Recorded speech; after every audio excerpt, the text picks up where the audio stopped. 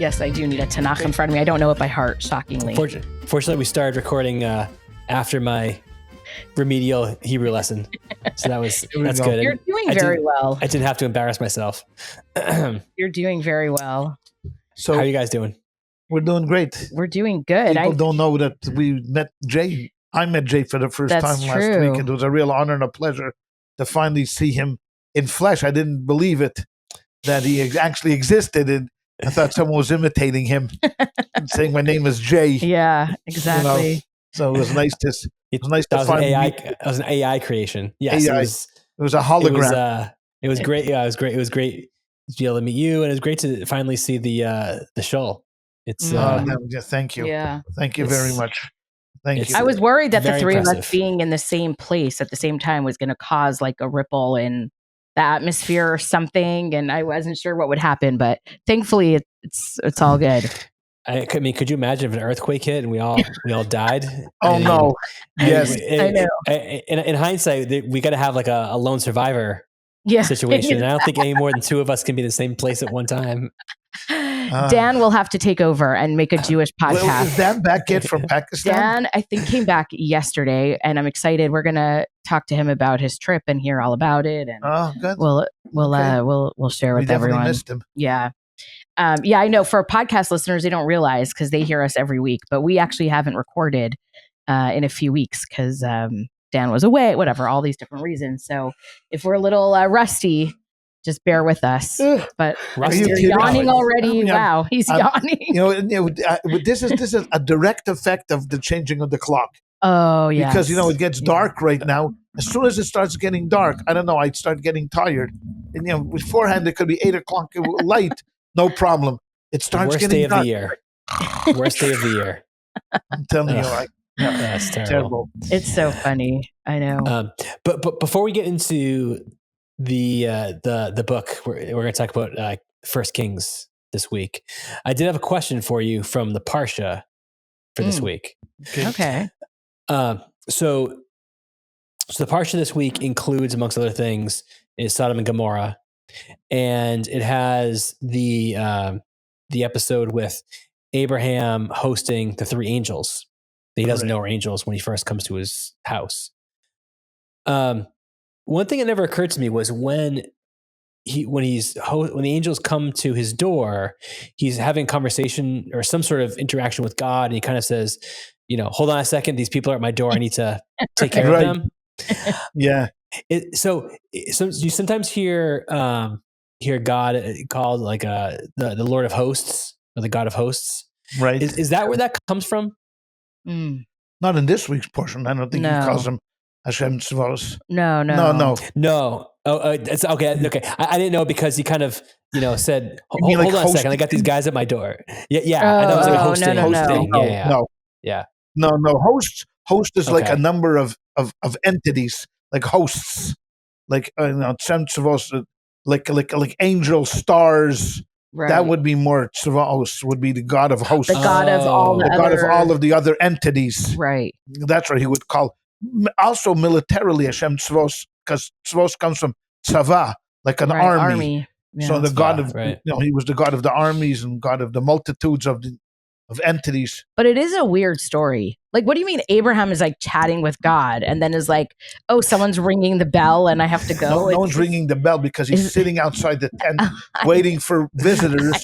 When he sees visitors, I mean, there's a whole taram before then because God made it very hot in order for no visitors to come. Right. But that really pained Abraham because he wanted some visitors to come. So God says, okay, so let's put some visitors there. Yeah. Fortunately for Abraham, he could sit inside the tent with the air conditioning, and he had his ring doorbell outside, so he could just see when the angels came.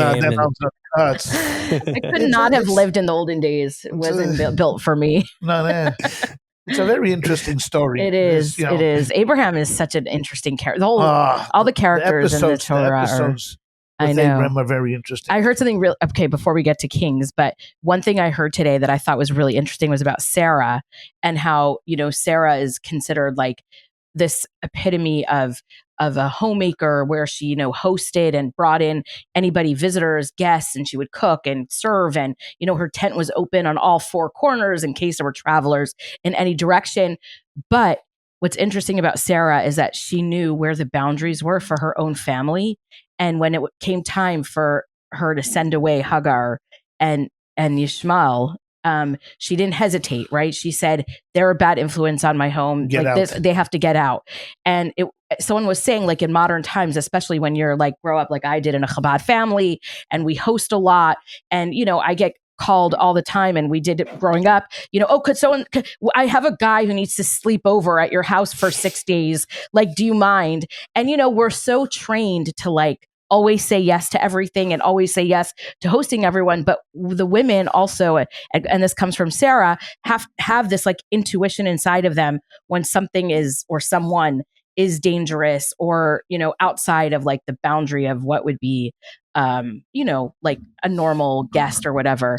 And like that, we have to like listen to our intuition, because a lot of times we don't, and we should listen to our intuition more. It's interesting that you mentioned that, because I think that's changed a lot over the years. Yes, it has. I think when we first started, it was open house for anybody. A guy knocked on your door. Hey, you know, I'm a visitor from Uzbekistan. Yeah. You know, I need a place to stay. No problem. Stay here on my couch for 6 months. Don't worry.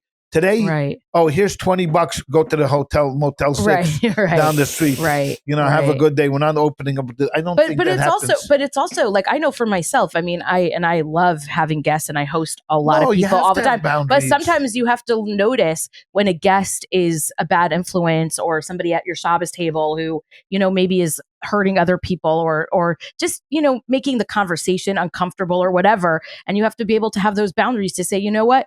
Yes, I'm a radical inclusion, and I want to host everyone, but I know in my gut when somebody doesn't belong here, and be able to like listen to that. Because I think a lot of times I don't. And I think a lot of my friends struggle with that too, because we want to include everyone. But, you know, Sarah, I think, teaches us a lesson that it's okay to say, actually, this person is outside the bounds of what I want in my home.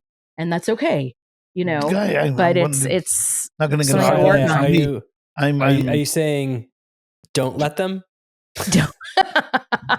God forbid. Mel Robbins said, let them. I would never say don't let them. Everyone should let them. Exactly. Oh my God, that's such a good reference. Thank you. Who Mel Robbins is? No. You're better off for it. You're so lucky. Because he says let them. It's she. Oh, there you go. She wrote a book, and the title of it is Let Them, because she had this epiphany. Let the kids do whatever they want. Yeah, just let people do what they want. We tried that. Let them. We tried that in the 60s. It worked really well. What could go wrong? Yeah. It was just an excellent experiment in parenting. Exactly. Just do nothing. We just be nice to them. Exactly. Well, talking about parenting and children and boundaries and succession, it's a perfect segue into our topic, which, if you've been listening, you know, we've gone through so far the books of Joshua, Judges, 1 Samuel, 2 Samuel, and now we are starting a new book, which is the first book of Kings. If you haven't listened to those episodes, you should go back and listen. They're really interesting. And all of these stories, I think, are really the foundation for who we are as a Jewish people. And if you want to understand where we are in this moment, it's good to go back to the book of Joshua. I mean, go back to the beginning of the Torah, but especially go back to the book of Joshua and start reading through it. And if you want to just listen to our podcast, that's fine. You'll get the gist. But you have to read through it. But it's really, really important. And I people don't know enough about this. So that's why we're doing this. And so we're at the book of Kings, which I have prepared hours and hours for. So why don't you just take it away, and me and Jay go out for dinner. I have basically said everything that I have to say about the book of Kings. Okay. So I'll turn it over to you guys. Two quick comments. Number one is we now have a website. Mm-hmm. So if you go to edJEWcationpod.com, all of our episodes now are categorized. Right. So there's a section for biblical episodes. So if you go, you can actually find all the episodes that are dedicated to us talking about the parshas and the books, etc. Also, one of the things I've been doing this year, we're now in the third parsha or fourth parsha of the year, is I've actually been going to Chabad.org and the accompanying material on Chabad.org is phenomenal. Right. So if you want sort of a different layer of understanding of what's being discussed in the parshas, they have great resources on the Chabad website. It's the best. It's great. Yeah. Okay. So Kings. So we have an awkward story to start with. There's not an awkward story. What's this? I know. Well, whenever I say things awkward, you say it's not awkward. It's not awkward. But it's a bit of a funny story. It's a story. It's a biblical story. Right. It's a biblical story. Fine. It's a biblical story. It's not awkward. It's not a 21st century story. Okay. It's a biblical story. Correct. King David is old. Yeah. He's going to be moving on soon to his place of rest. He sounds a little like dementia, no? Like no, he's not demented at all. He's just old. Oh, okay. He's old, and he's not really even that old, but he's lived a tremendous life of vicissitudes. Right. I mean, a lot of highs and lows.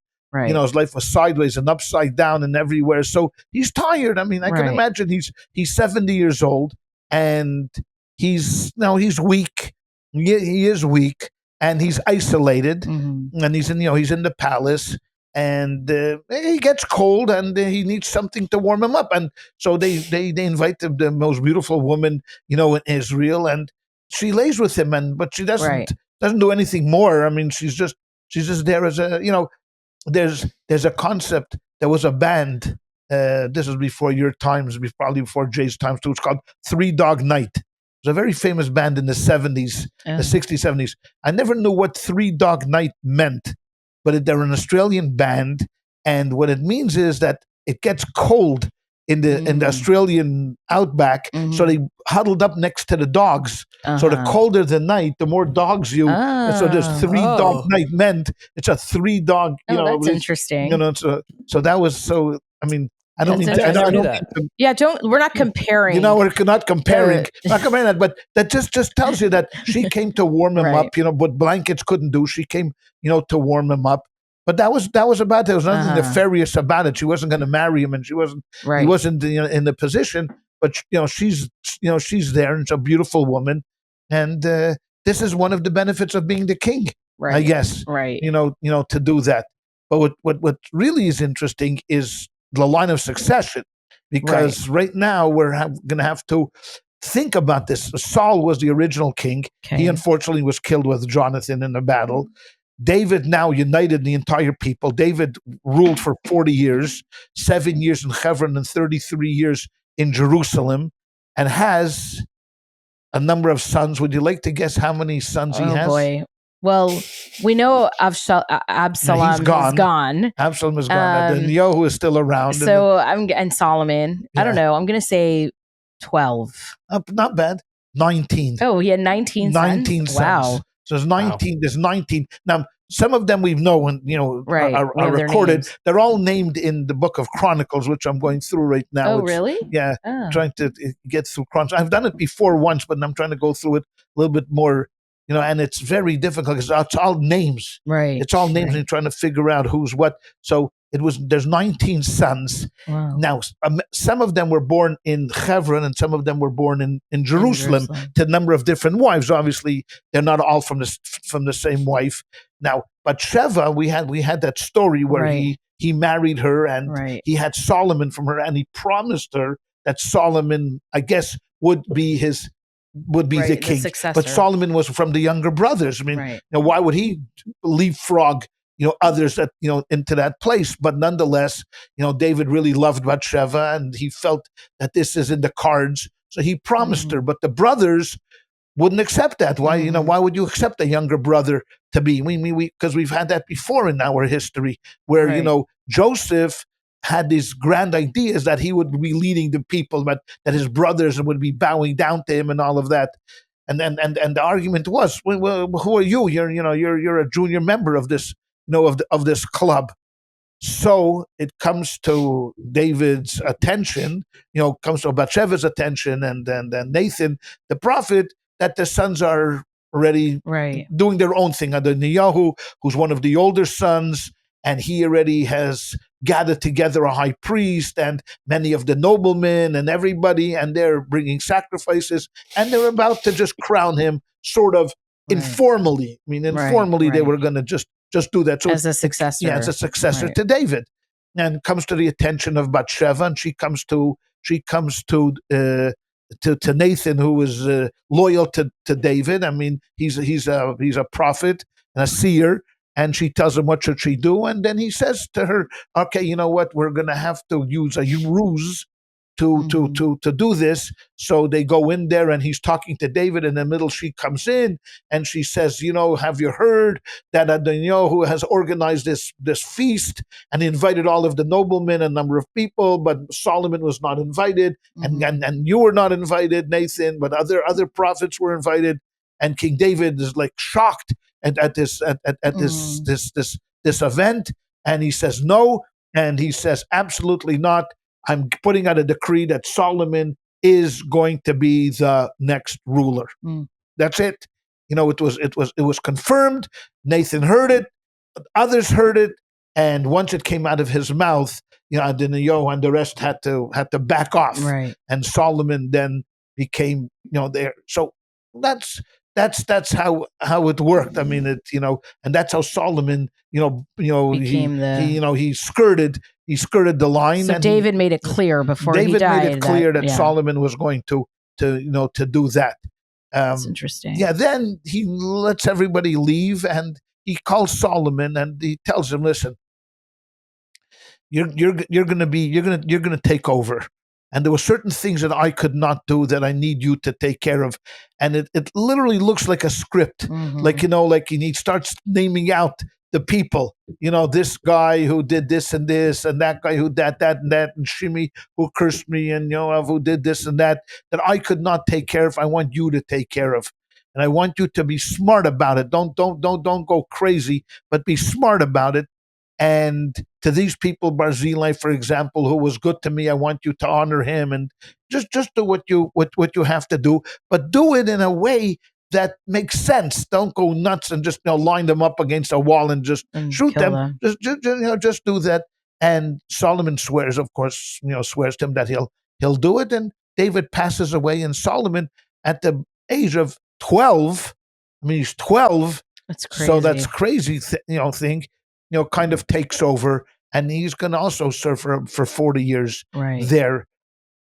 That's David crazy. Passes on. Now, it's like, what's interesting and what's incredible is you had this man David who did something that no one else had done before since Moses' time, was to unite the Jewish people under one flag. I mean, Joshua, had it, but it still wasn't the same. Right. Where David really was able to take all 12 tribes and they establish a kingdom. And we don't really appreciate now what it meant to be tribal. Yeah. I mean, they were really dedicated to their tribes. I mean, they fought wars as tribes. They did business as tribes. They moved as tribes. I mean, it was tribal, which answers a question which people now are asking, and I just saw this. It was a podcast, but it was a talk by a certain rabbi in New York that who was a convert, or maybe she wasn't a convert, but she's half. Her father was Jewish, and her mother is Asian. Oh, and she came out that Angela. Is it Angela? I don't know what her name is. Oh, sorry. I'm not going to say what her name is. But she gave a talk, which I listened to, where she said, she called out Chabad, because when she was in college, no one ever asked her, "Are you Jewish?" To give her candlesticks. They asked everybody else, but not her. And her argument was, you see, Judaism is racial, and it shouldn't be racial. We should open it up to everybody. Judaism is open to the Jews of color and Jews of this. And she gave us statistics, which I think is way off. Like 28% of Jews are Jews of color. No, I mean, it's you go in even maybe to if the you most. Count Sfardim, I mean, Well, Sfardim, okay, I mean, then it's 50%. Right. Then they're not Jews of color either. They wouldn't consider themselves. That'd be the last thing. But they would consider the funny thing themselves. is, they are actually Jews of color, but they're not. I know. But they wouldn't consider themselves. But I didn't say this, but when reading this and talking about David and the tribes of Israel, we're not racial. Well, I disagree with her 100% because Judaism is open to anybody that wants to convert. We have African American Jews, and we have Asian Jews, and we have European Jews and Canadian Jews, all different types of Jews. It doesn't matter. We're not racial by any. What we are is tribal. Right. We are tribal, and most Orthodox Jews will feel more comfortable living in an Orthodox community. Yeah. You're not going to find an Orthodox Jew moving into the suburbs without a shul nearby. Right. And you're not going to find, and it's true about secular Jews as well. Right. They like to hang around Jews. Jews like to hang around Jews. Italians like to hang around Italians. Then that's just the way it is. It's not because we're racial in nature. It's because we are tribal. Chabadniks like Chabadniks, and the Ger Chassidim like the Ger Chassidim, and then that's it. Doesn't mean we can't come together and celebrate every once in a while, but we hang out with people we're most comfortable with. So here, David and Solomon, they comes into play because they tried to the best of their abilities to unite everybody, together as one. That don't lose your tribal identity, because it wasn't like they moved communities around. Other kings did that. Later on, we're going to find that Sancherib, moved literally populations around it just for this purpose of breaking your identity and causing you to not know where you're from, and so no one knows where they're from. But they didn't. They kept the tribals intact, but it was under one banner. Right. Now Solomon is the king. Solomon is the king, and God comes to him and says to him, hey, you know what? Look, I'm going to be with you like I was with your father.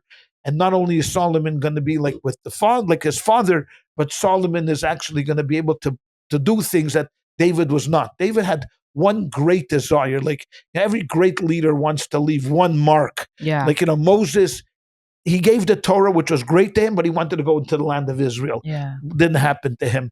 Okay, everybody wanted to do. Joshua wanted to conquer the whole land. Didn't happen to him. David wanted to build a temple. Yeah. He very, very much wanted to build a temple. He knew that was one of the mitzvahs that was given over to the Jewish people when they entered the land of Israel. They didn't accomplish it in hundreds of years, but he had the ability to do it. He had the money. He had this. But God said to him, I'm sorry, you're a man with blood on your hands. Because he was a warrior. You're a warrior. And a warrior can build this, but your son is going to be able to build this. It's interesting. And then Jay should ask whatever, because I know he has stuff. But I've been to King David's grave burial place a number of times, Ir David, in the city of Jerusalem. And last year, I was in Israel for the first, it wasn't the first time, but it was the first time I've been to King David's grave with my son David. And I remember standing there and I was thinking, imagine how many, probably millions, for sure, millions of people have been named David after King David, and like my own son is standing there at David's grave, and it really poured over me, like the impact that King David has on the world. It's personal, and just the impact that King David had on the whole world. I mean, it's just he was an incredible figure. I feel like we don't talk about him enough. But anyway, there's a lot more Davids than Shlomos. I mean, what do you mean we don't talk about him enough? You don't talk about him enough. I'm going to talk about him more often. We talk about King David all the time. If you're studying, I'm going to talk about him more often. It's also because we are so used to doing the 5 books of Moses. Books of Moses. It's true. So Moses dies and that ends Judaism. Goodbye. Right. But David and Solomon having tremendous impact. Yeah. Tremendous. As a matter of fact, you could say that the latter prophets like Ezra and Nehemiah had a much bigger impact on us, on our Judaism than others, because they came. But we for sure don't talk about Ezra and Nehemiah a lot. We'll talk about them more later. No, we'll talk about. Okay, Jay, what have you got? So do we want to get into? Do we want to get into when Solomon asked for wisdom? Do we want to get to that part? Absolutely. Okay, absolutely. So Solomon, God appears to him and says to him, "Hey, you know what? You're going to need help, and I'm going to be there with you, and I'm going to bless you. So what do you need? What do you need?"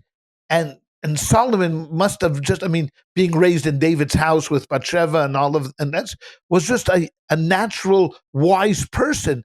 And he could have asked for riches. He could have asked for money. He could have asked for wealth, honor. He asked for one thing. I'm going to be the king, and I'm going to have to sit in dispute, and be a judge. I need wisdom. That is, to me, the most important thing that I need more than anything else. And God said, you know what? Right on. This was exactly what he would wanted him to ask, to give him wisdom. And God blessed him with tremendous amount of wisdom. And wisdom is not only like a photographic memory where you read a book and you think this. Wisdom is much deeper than that. Wisdom is the ability to listen and to hear and then to glean from those statements, like everything else, like understanding so much more from a small piece of knowledge. So so if you just told them in the beginning God created heavens and earth, he can extrapolate on that much more. And that was his greatness. I mean, besides the Medrash goes on to say miraculously he can speak the language of the animals, Right. and he can hear the birds and all of that stuff. He understood all of that stuff. But most important was that he was just a wise person and a smart person. And that led him to the famous story. Do we want to go into that famous story that gave him the wisdom? And that was where, with two women, were in a home, and they had children, and one woke up in the morning and the child had died, and the other one was living, and both of them claimed the child for themselves. Now, how do you prove? And this is before DNA testing and everything. So how do you prove it? One mother has a dead child in her hands, and the other mother has a live child, and both of them are claiming the live child. So they come before Solomon. I mean, it's just, again, it's an interesting story because you don't think. I mean, go to your local rabbi, right? Go to your local How do you place. end up by the king? I mean, when you end up in a palace, I mean, the king is going to listen to the story of these two women who were in a home of, who knows what kind of, it says, why would it come before the king? But it comes before the king. Okay, comes before the king. The king listens to the both of them. One says, I went to sleep and my child was alive, and this is my child. And the other one says, no, this is it. Both arguments. The king says, okay, no problem. He says to one of his attendants, bring me a sword. And everybody says, well, a sword? What do you plan to do with the sword? He says, I think since I can't adjudicate really I can't ascertain who's really telling the truth, I'm going to give them each half, because that's what you would do. I mean, if they would have walked in with a cloak and they both claimed ownership of the cloak, you cut the cloak in half, give them each half. I mean, so that's what I'm going to do to the kid. I'm going to cut them in half, and I'll give each of them half. Seems reasonable. Makes total sense. Makes total sense. One mother says, no, please don't, give him away. And the other one says, no, cut him in half. That's only fair. That would be fair. So Solomon says, no, and now I know who the real mother is. And the one, of course, who says, let him live, that's the real mother. And then his fame after this, that he said this. I mean, it was incredible, the amount of publicity he got from this one story, that everybody now in the kingdom just realized, look how great this Solomon is, and incredible, wise king, and he's just, that's it. I mean, that put him over the top, as being wise. And his wisdom not only was located, and in Israel, but it traveled throughout the entire world. Right. Leaders from all nations came to be with him and to confer with him and to talk to him and to learn from him. I mean, his reputation was worldwide. But there's an addendum to this story. Oh no! Yes. No, don't ruin it. They just found out with the Dead Sea Scrolls an addendum to the story. You didn't know that? Stop. What? Oh, come on! Don't tell me you don't know. It's a famous that the Dead Sea Scrolls are here at the Reagan Library. Yeah. I went to see them. There's an addendum to this story. There's an end over there. What? 2 days later, after this incident happened, another pair of mothers came to him. But this time was a little different. What happened is King Solomon had a huge army. And he drafted many men into his army.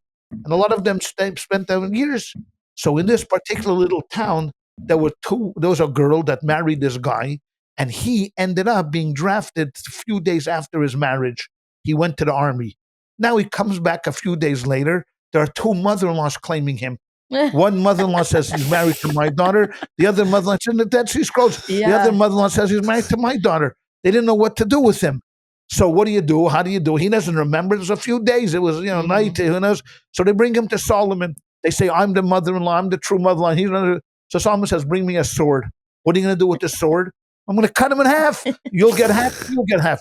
The first one says, no, don't cut him in half. Don't cut him in half. Please let him live.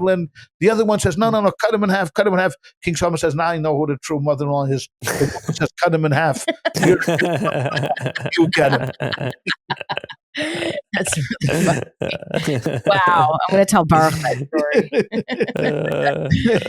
That's so funny.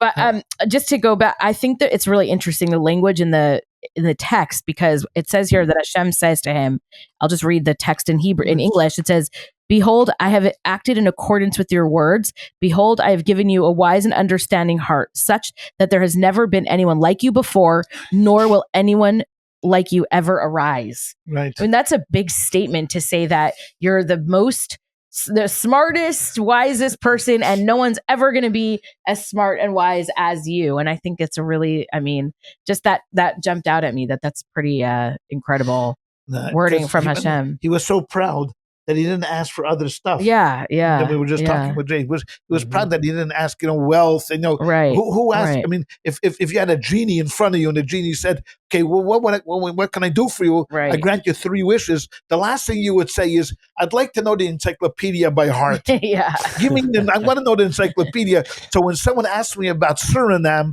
I'm going to know everything about Suriname. You know how many people live there, the capital of Suriname. Is that even a country still? I don't even know. I mean, it could be. It's long gone. I don't think it's a country. It's not a country anymore. No, maybe it is, actually. I don't know why I said that. I don't know why I picked Suriname. I was thinking of, no, I'm sorry. I was thinking of The King and I.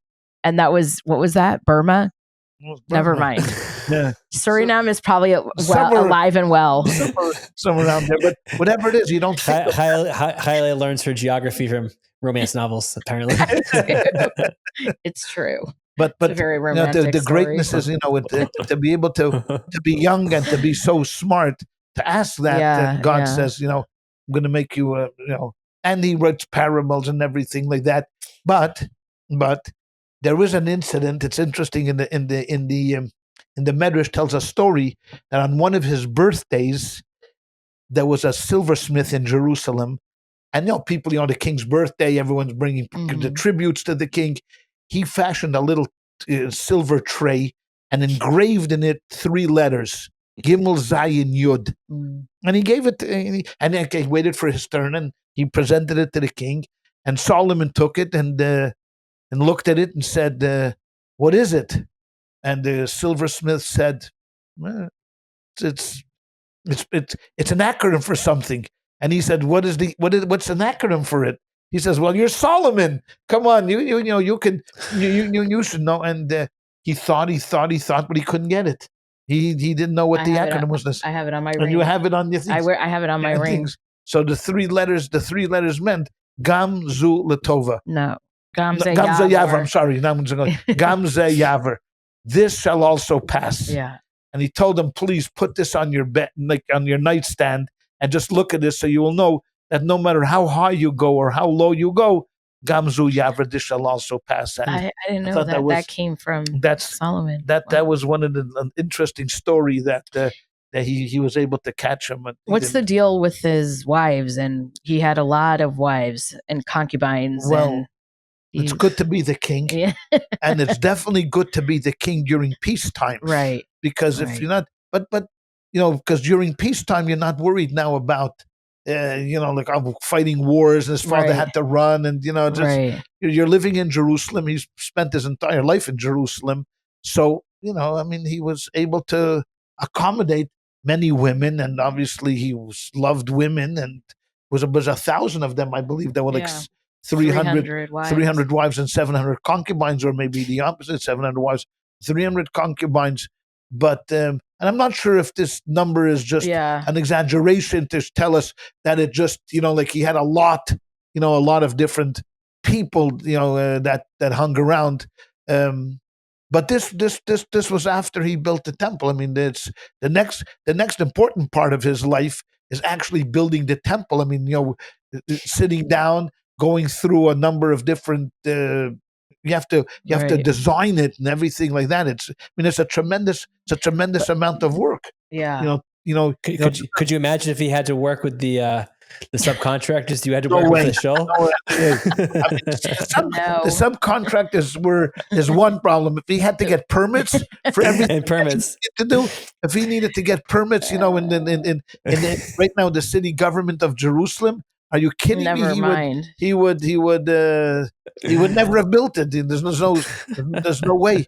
But he does do it, and he builds a temple. He builds a beautiful castle and a beautiful temple nearby, and just a magnificent structure.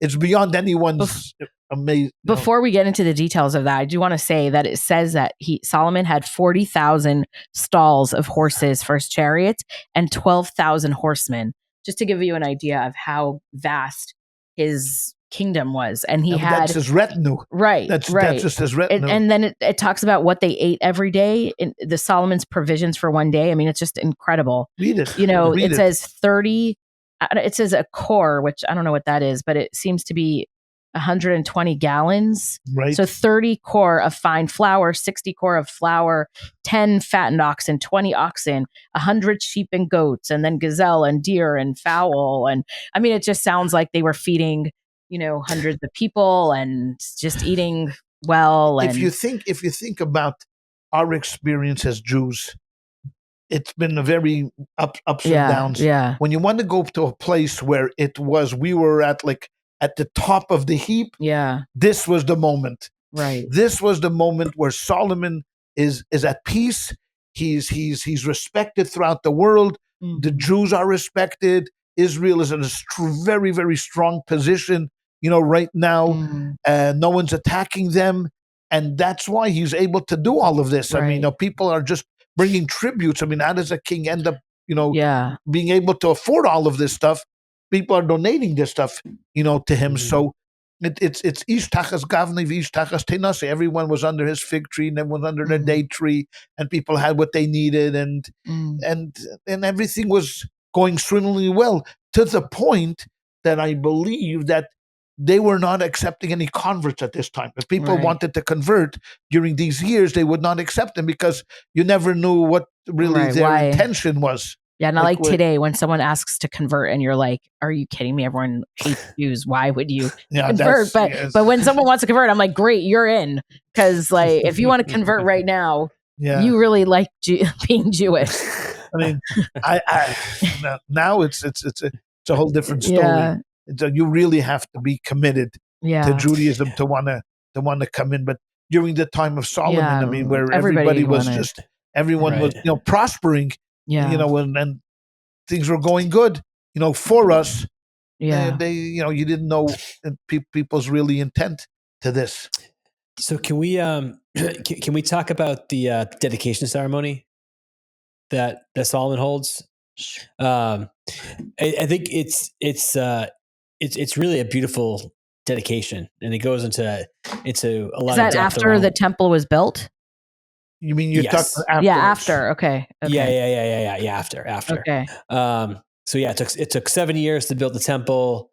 It was built 418 years after after the Israelites left Egypt. Right. And then he holds his dedication ceremony. And there's a couple of particular chapter. sections that I thought were interesting. I wanted to read. Go ahead, please. The whole thing is great. Right. But there's a couple sections I wanted to point out in particular.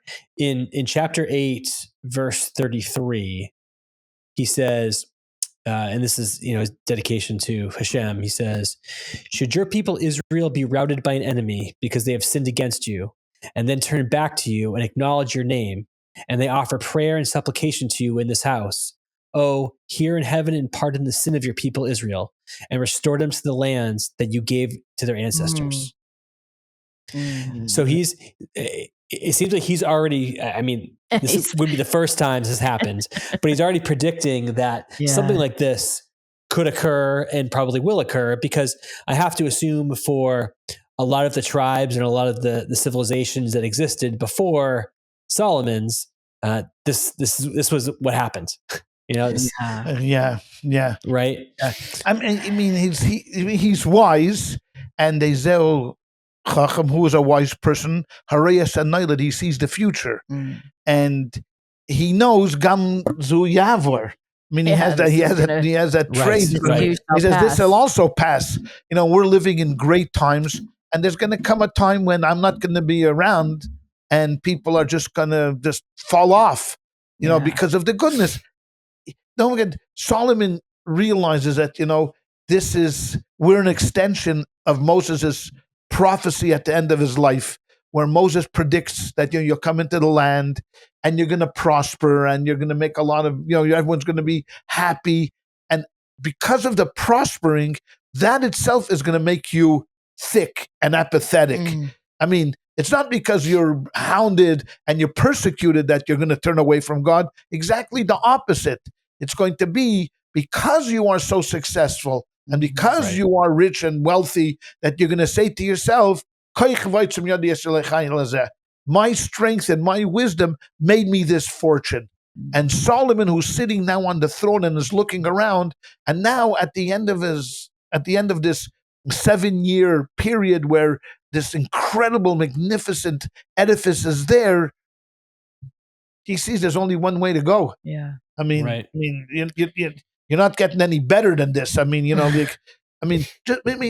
just think about the present situation that we have in the United States of America. I mean, there must have been a point in time when we'll look back and we'll say, man, those were the days. Right. You know, those were the days when, I don't know what period we're going to say that about, but there's going to come a time the when late we're going to say 80s and 90s. I don't know. 80s, or maybe after World War II in the 50s. Maybe the 50s. You know, when we were prospering and the greatest generation came home from the war, and, you know, everybody was able to afford a home, and we built homes for them, and kids went to college, and this was before Vietnam.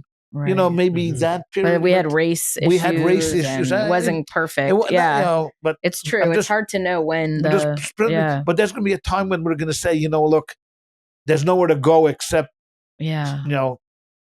Do you think it's also that and this is kind of a hard thing to talk about, but he must have looked at his own children and realized that none of them are like me, and nobody's going to be able to do what I did. And that must be one of the most hard and painful things for a leader to acknowledge. Certainly a king. Right?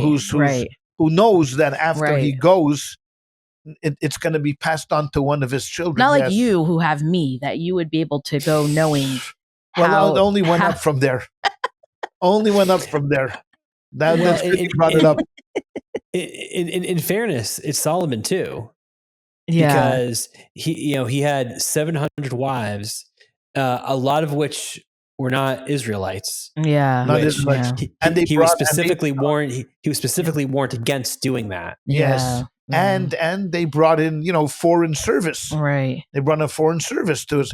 And then you can explain it away any way you want. Okay, no, he wasn't, you know, he didn't turn his heart away from God, but he certainly had that images around him. Right. His images around him. So, you know, it's true. You start thinking to yourself. I mean, Queen of Sheba shows up. I mean, there was a lot of different influences that were going on, you know, there at that time, but they didn't worry about it because, you know, everything was covered over by the wealth and the prosperity that was going on, and the service of the temple itself. I mean, you know, like you read over there, you know, where God came down and he blessed this place in Solomon, you know, like, you know, prayed for the blessing, and when you have everything falling into place, you know, God accepting the sacrifices, the priesthood doing their thing, you know, people coming to Jerusalem, you know, during the festivals, things get covered over, right? You know, things get covered over, and you don't see some of the rot that's going on underneath. You know what's happening, because everything is already just looking on the outside swimmingly well, and as long as he was around, he could cover over everything, even the deficiencies of his children. But, how long can you do that for before, before things start to deteriorate? So what's the story with the Queen of Sheba? Because she hears of him and she wants to but thinking she comes to visit him, right? She comes to visit him and she doesn't marry. Does she marry him? No, she just. No. It's chapter 10, right? She doesn't marry him, but she comes and visits. Was Sheba in? Where is it? South. In Africa? Yes, Africa. It's Africa or Egypt. Right. She visits him, and because the stories she in brings there, spices. The stories in there. Just again to reiterate his greatness. Who that she's not coming. She's not coming to visit. A second-rate monarch here. Right. So Shema, she heard about the and she came to test him with riddles. And it says she came to see, she couldn't believe it, and she came to Jerusalem with a very large retinue, camels, spices, and everything. He answered all of her riddles. Man, hidden, and all of her questions. Nothing was hidden from the king that he did not tell her. And she saw in the food and everything, and the house that he built and everything. And she said to the king, "It was a true report that I heard in my country of your deeds and your wisdom. However, I did not believe it until I came and saw it with my own eyes." That's another thing, here. And I have beheld that not even a half that has been told to me. You have wisdom and goodness in excess of everything I heard. And then blessed is the God who preferred to place you on the throne. And she gave him 120 talents of gold. Wow. Yep. It's an interesting story. Yeah. You don't often hear about outside historical figures or leaders. Only in war, right? There's not many other examples of kings, or I guess you have the king of Tyre. Well, you have alliances, right? You have alliances, right? There are some that you start to develop over the years, because it turns into that this place is going to be just a hotbed. Of intersectionality, as we would call it today. Everybody wanting a piece of this action. He protected it, right? But once he's going to be gone, then it's going to just turn over and flip. So then Solomon dies, and wait before he dies. Wait. I have to say one thing. He's not died yet. He has not died yet. We've saved him. We spent, I don't know why, but we spent a lot of time talking about Solomon's throne when I was a kid. We all grew up hearing about his throne and understanding his throne, and I just he had it says in the text that he had the greatest throne ever made. It was gold and ivory, and it had steps, and it had animals, and the animals what does it say? It had a rounded top on its back, arms on either side. It was the greatest. It was the greatest throne. It was the greatest. It was the greatest throne ever made. Two lions. Till the east wing of the White House. That's going to be the greatest throne. There were lions, and doesn't it say that they used to they would it would raise up? When he came, this was they would all rise, whatever. This sounds like the craziest throne ever. So. I don't know. No, it was an incredible piece of furniture that only he could sit on. No one else could. Right. Even if someone else wanted to come to it, they couldn't even get up there because the animals would protect it. It's very Game of Thronesy, but no, it's for sure. It's something to show. His greatness. His greatness. Yeah. Because it does say now, right there now, King Solomon transcended all the kings of the earth in affluence and wisdom. Right. And all the inhabitants of the earth sought Solomon's presence to hear the wisdom which God had endowed him. Right.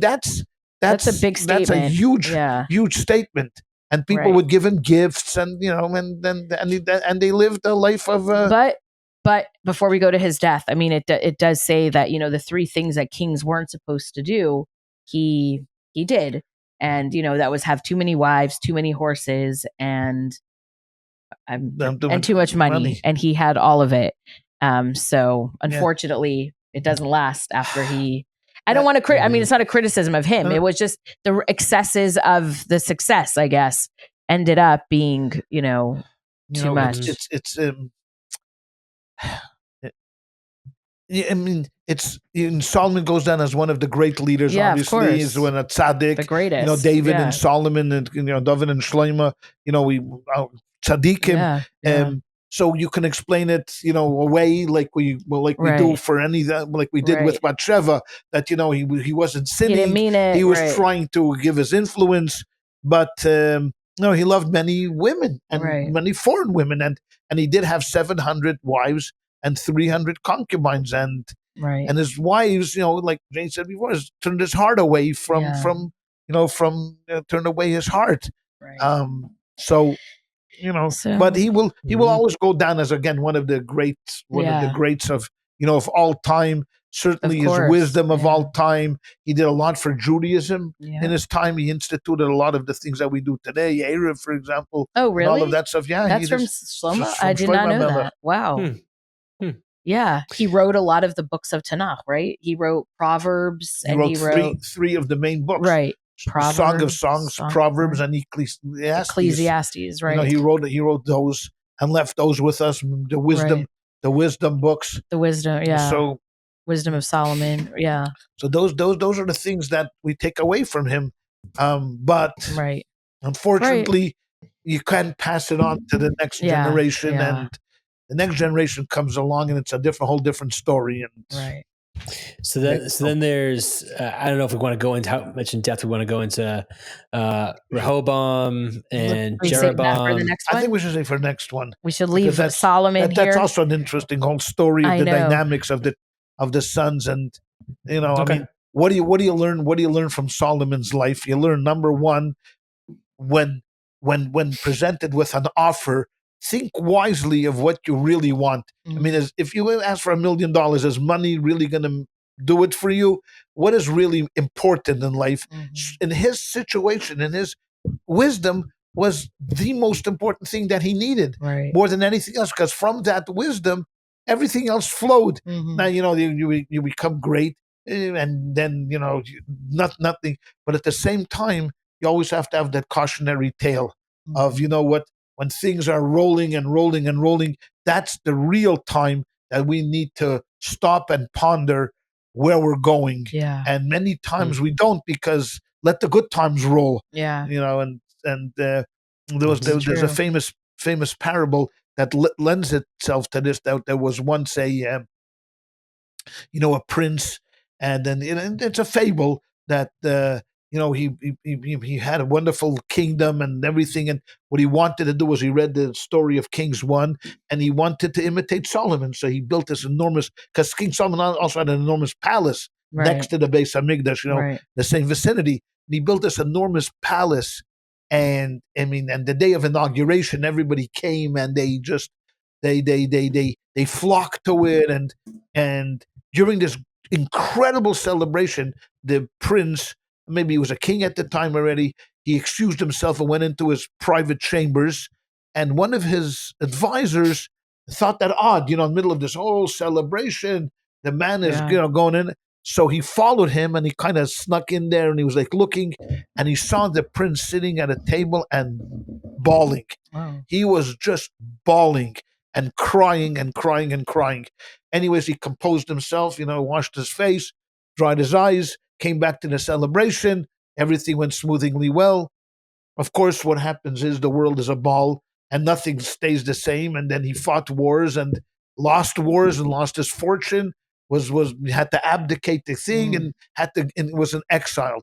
Anyways, things turned out really bad for him. I mean, he just went from one bad situation to another bad situation, until he was completely broke, and then started to drink. And one day he finds himself like in a bar, and he wanted a drink, but he had nothing, so he had like just this jacket. He had a tattered jacket. He said, "I'll trade this tattered jacket for a drink." And the guy gave him the drink, and he drank. And then they threw him out of the bar. He's in the street, laying there with nothing, pants and a little shirt. And he looks up, and he starts to laugh. He's like laughing. Just happens to be, because this is a fable, of course, that this advisor who saw him all those years before recognized him. Right. And he walked by, and he said, "This is the prince, oh man!" And he pulled him out of the gutter. He took him to his wherever the closest barber shop, got him a haircut, gave him a shave, dressed him up, got him sober. And once he got him sober and everything, then he could have a conversation with him, and he like kind of calmed down. He said, I got to ask you this question. I mean, because I've always respected you and I always thought that you were a brilliant guy. But tell me, at the height, I mean, when we were inaugurating the palace, I saw you go into that room and you were bawling. Today, I see you here in the gutter and you're laughing. Why? You want to know why? I'll tell you why. Because when I was looking around that day, when I looked around and I saw everything and the palace was beautiful and everything that I wished for came true, I realized something. There's no going higher than this. There's only one place to go after this. And that's why I cried. And today, in the gutter, I realized something else. Right. I'm not going any further than this. Right. This is about as bad as it's going to get. From here, things are going to turn around. And that's why I'm laughing. So when we read this, the caution tale of Solomon, one of the things we should always remember is when you're on top, enjoy it. Not to say that, God forbid, we wish you anything, God forbid, to happen bad. Right. Enjoy that place. It should last forever. But if it doesn't, just know that the wheel keeps spinning. So even if you're hitting rock bottom, like you think to yourself, oh, this is it. It can't get worse. You're right. It can't get worse. It will get better. And that's what happens. Solomon's it's going to go through his children are going to go. We're going to talk it later. It's going to turn around and we're going to pick ourselves up. Then we'll go down, Wow. Yeah. So maybe it's a time for us to laugh right now as the Jews because things are, and not that things are terrible. I mean, I shouldn't say that because things could get worse, I guess. No, look, you think like this in the big picture of history. Yeah. Now we're okay. Right. We have our own country. Right. We have a strong country. Right. No one thinks that Israel is going anywhere soon. In America, where we've made it. I mean, the Chuck Schumer, I mean, is the head of this, holding up the entire government is a Jewish guy. We have a son-in-law of the president who's a Jewish guy. We have many other. Let's not say so much. I feel like. What do you mean? No, we're feeding right into all our enemies who say, "Look at all the Jews around." Just got to remember one thing. Yeah, the story of the two guys that meet in the Soviet Union during the height of the Cold War. And one guy sitting on the park bench reading the Pravda, and his friend says to him, "How can you read that organ of the Communist Party?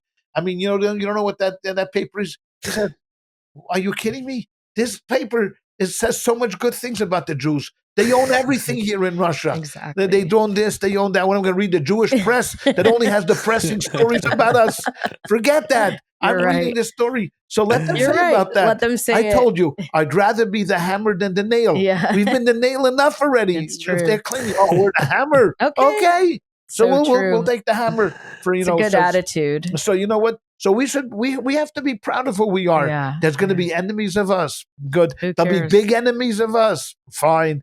You know what? We survived them all, bigger than Crapper Cuckelson, whatever his guy's name is over there. Clucker. I want to say something else about his name, but this is a family podcast. Oh my God. I want to say we survived bigger people than him. That's true. Okay, we survived bigger people or than Mamdani or any of these. Or as what Michael Rappaport, what's his name? Michael Rappaport calls him Zoran the moron. Yes. He goes on Zoran the moron. Okay, or Elon Musk made a really mean tweet today about him. Really? Did he? He wrote he was trying to say if you vote for Sliwa, it's a vote for, and he calls him Mum D, and he's like whatever his name is. That's what he said. whatever his name is. I know. You see, he can say he can get away with it. He can get away with it for two reasons. Number one, he's not Jewish. That's true. So that's a very big advantage. Thank God. So he has no dog in the fight because he's anti-Semitic.